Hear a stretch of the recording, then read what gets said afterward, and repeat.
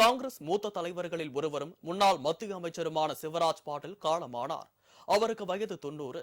மகாராஷ்டிரா மாநிலம் லத்தூரைச் சேர்ந்த சிவராஜ் பாட்டில் காங்கிரஸ் கட்சியின் மூத்த தலைவர்களுக்குள் ஒருவர்.